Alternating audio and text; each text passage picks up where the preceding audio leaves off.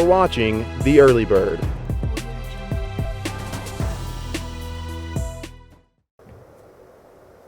Good morning, Farmington. Welcome to the first installment of The Early Bird. Today is Friday, January 22nd, 2021. Here are your morning announcements. Students, before we jump into the news, we would like to ask you to please do your part in keeping us safe at school. As you know, COVID cases are on the rise, so we need to do our diligence in ensuring that we stay socially distanced from others, wear your mask, and wash and sanitize your hands often. There are a lot of benefits to us being on site for learning, so let's do our part and keep it away. Today for lunch we'll be having hamburger on a bun, ham and cheese croissant, french fries, romaine salad, fruit juice, and milk or banana pudding cup. Fellowship of Christian Athletes will meet every Friday morning at 7:30 in Miss Selby's room D211. Any upcoming junior or senior who has a job should consider taking Mrs. Skate's internship class next year. For more information, grab a packet from outside her room D101. If you have questions, ask Mrs. Skates or stop in. Teachers, if you have any other announcements that you would like added, please contact or email Mr. Dean or fill out the Google form that was sent out via email. Here at Farmington High School, there are many opportunities available concerning career paths. Everything from agriculture to drama is offered. Our own Ashley Clark speaker is going to give you a look into one of those options, specifically broadcast journalism by showing you how the morning news is made every morning. Good morning, Farmington Cardinals. Today is Wednesday, December 9th. My name is Trey Morrow, and this is your morning news. The morning news are daily videos informing people of events going on within the school. Have you ever wondered how it works? The morning news always starts with the setting up process, turning on the main lights that hang overhead and the supporting lights that stand on the ground. Both the microphone for the camera and the person on camera, the computer along with the teleprompter, and the camera. That leaves you ready to record. Then recording starts with the script being read off a mirror on the camera. There will be mess-ups along the way, as that is just part of the recording process. After recording, it is time to complete the editing process on Premiere Pro. This process can be a long one depending on the length of that morning news, and it looks harder than it actually is. Before anyone is just thrown into editing the news, they take a few weeks to learn the process from not only the teacher, but trial and error on their own. Once the news is fully edited, it is time to export the completed video for the school to watch. The news may seem complicated now, but once you get the hang of it, you'll find that it isn't very hard to begin with. Thanks, Ashley.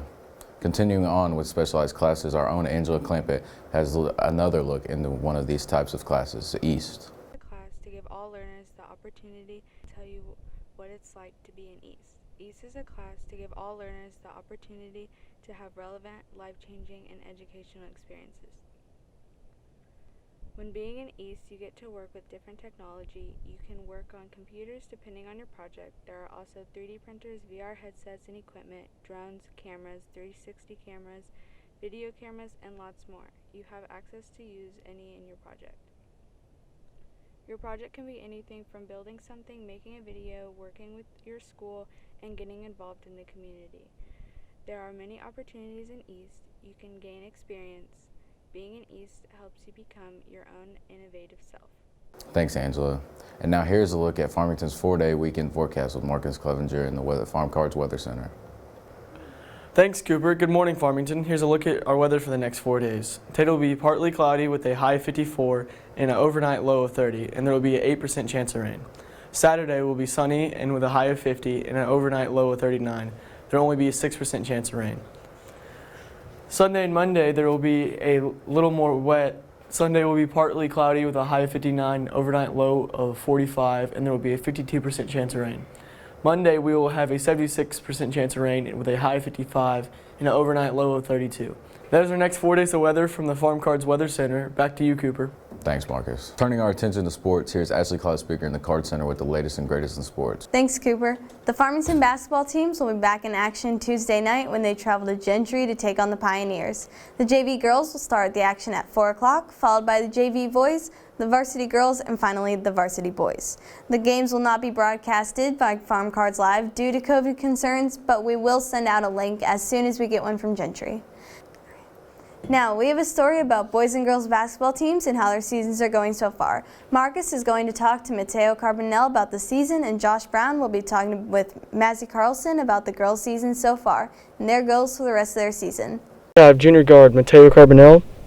He plays a vital role in the boys basketball team, and They're 9-4 right now and 3-1 heading to conference, and they're looking to continue their great start in conference.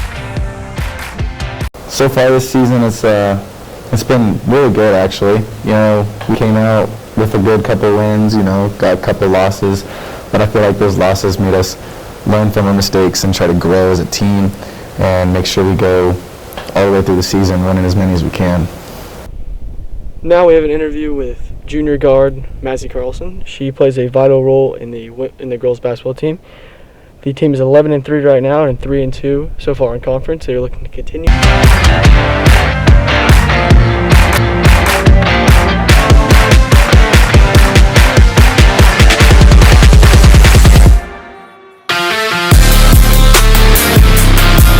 I think it's just how hard we worked during practice, and when we got quarantined over the summer and we had that long break where we couldn't come into the gym, everybody took the time out of their day to work hard.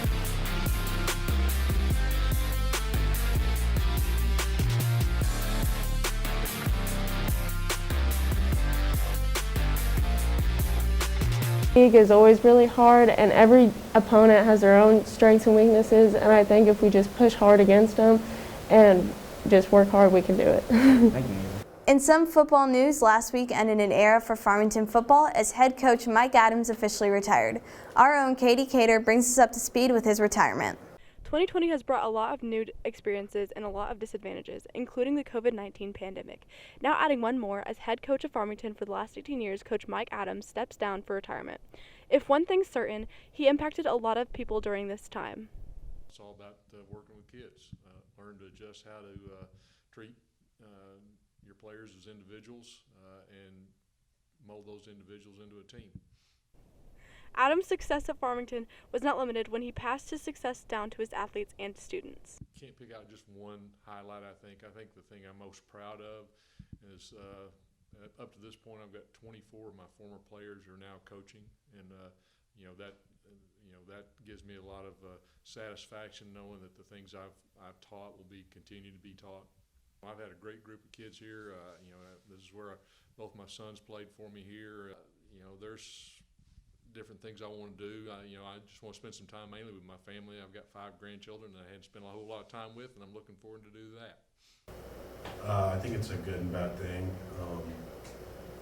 Obviously, we've had some good memories with Coach Adams. Thank you for all the things that you've done for me.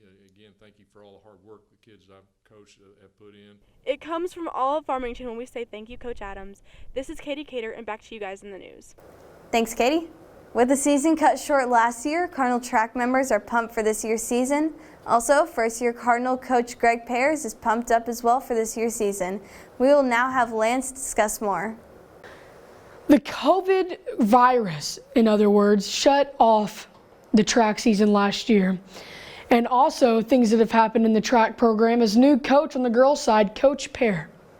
I now discuss more with Coach Pear. Anything we get out there and work, especially early on, we're just going to get out and stretch, get the girls back into shape to run, to jump, do the things they need to do, and then from there, the time doesn't lie. So everything in track's measurable, so we can always measure it, and the best will go to the meets and the best will compete. Represent Farmington well, represent it with integrity and great character. I expect them to compete as hard as they can compete every day. For most returning Cardinal track members, their season was cut short last year due to COVID concerns. And for the upcoming seniors, they really are going to be relying on this year's track season to possibly continue their track careers and or goals at the next level. Well, I've been Lance Williams in the Card Center. Back to you guys in sports. Thanks, Lance. Well, that's going to do it for this edition of The Early Bird. Have a great weekend, Farmington, and remember, wear your masks.